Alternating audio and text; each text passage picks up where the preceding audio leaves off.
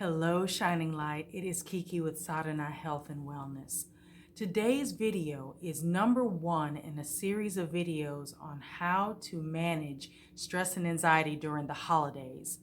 It is well known that during the holidays, it is some of the most stress-inducing months. And we're talking about family trauma coming up. We're talking about being triggered and dealing with just the hectic, manic consumerism and just performance. A lot of it is performance, putting on airs for the neighbors or for family, who's got the most decorated home, who has the most lights, who bought the best gifts for the kids. It doesn't even need to be about that. That's not what the holidays are about. So, first things first, please subscribe to my channel if you're interested in holistic methods of dealing with stress and anxiety through yoga and meditation. So let's talk about the holidays. Now, this first video, I'm going to really be talking about those who are hosting. You're having family over, whether it's, for Thanksgiving or Christmas, Kwanzaa, Eid, any of the holidays that happen during November, December, and January.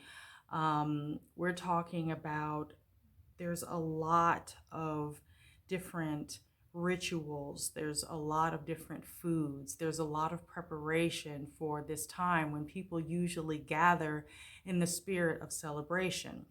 But we know that that same spirit may not be present when we're dealing with the consumerism of the holidays, when we're dealing with the materialistic and the superficial that can come along with the holidays. So if you're hosting, my number one tip is use lists.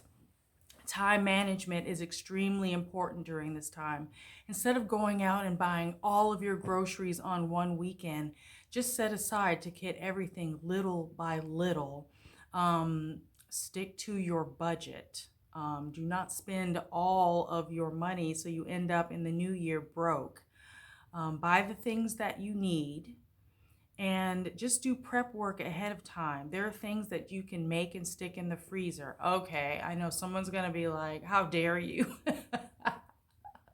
Stick that stuff in the freezer. No one is gonna be able to tell that it was in the freezer. Or if you have the room, put it in the refrigerator. Make it ahead of time.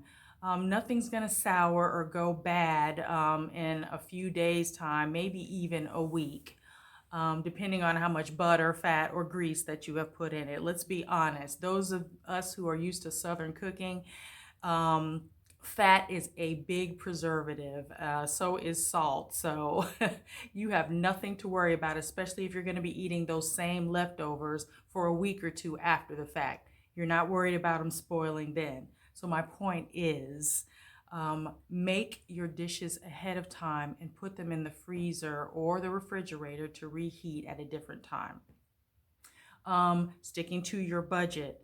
Don't do the most. Also, ask someone to bring something. If you do the hams or the turkeys or the salmons or any of the big sides, ask someone to bring little things so that way you're not overwhelmed with all of these little details. Trust me, if you're coming to someone's house, you expect to at least bring a gift or to contribute something.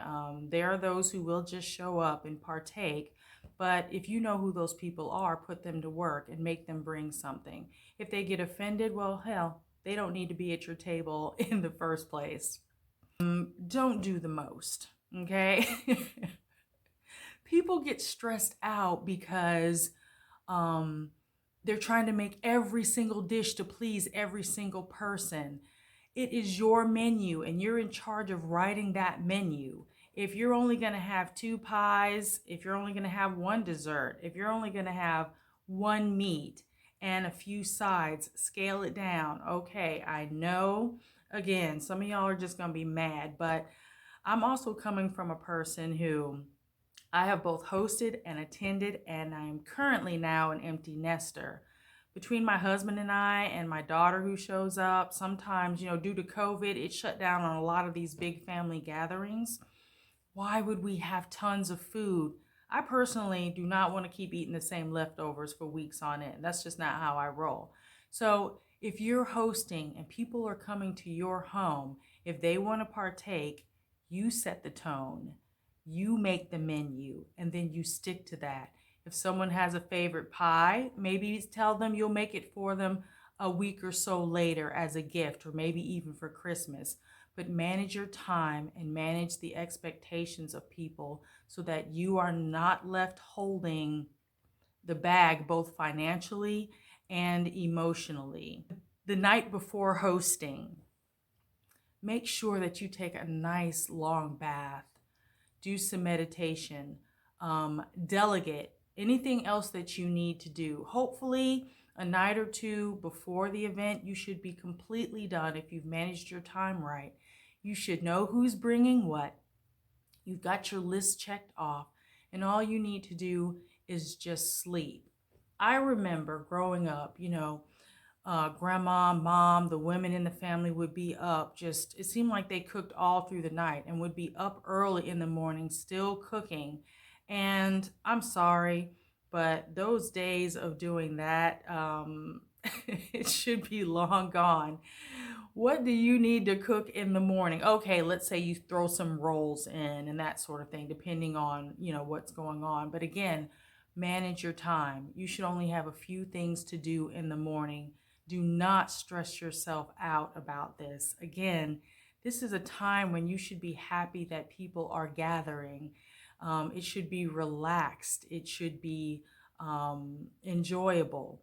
So not only do you need to worry about personalities coming into your home, whatever those personalities may be, and that will be something that I'll be talking about on the second video, part 2, on dealing with people and, especially toxic ones during the holidays.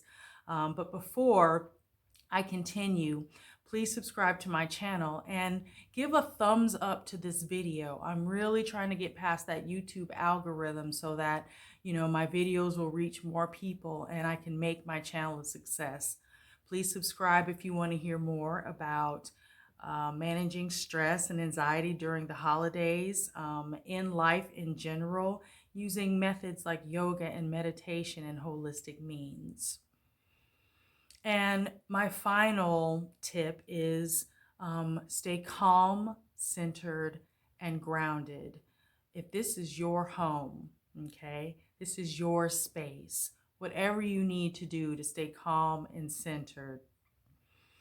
If you need to burn sage before they arrive, if you need to burn sage after they arrive, if you believe in crystal energy, place your crystals in areas where you'll get the most benefit, where you want positive energy, where you want negative energy to exit. Drink plenty of water and try not to get too dehydrated by imbibing too much. It's so easy, with all these good foods and, drink. And, we can sometimes forget to take care of ourselves as a hostess, especially when you're running around, you're tasting everything. You're trying to make sure that everyone else is comfortable, but you can often neglect your own self-care. And then remember the reasons why you're doing this. If it's to please mom or dad or that aunt that's so picky, you're doing it for the wrong reason. If you're doing it to keep up with the holiday party your cousin had and they're still talking about it, you're doing it for the wrong reason. You want to remember that the holidays are a time for people to gather, to be happy, to celebrate and be thankful for those things and those blessings that we have received throughout the year, and to share that with those that we love and care about. I hope you've enjoyed this video, and just remember that today is a new day and it's a new opportunity for you to live your best life and to be your best self. We'll see you in part 2 on what to do, tips on how to maintain your sanity when you are attending holiday functions and events. Stay tuned. Thank you.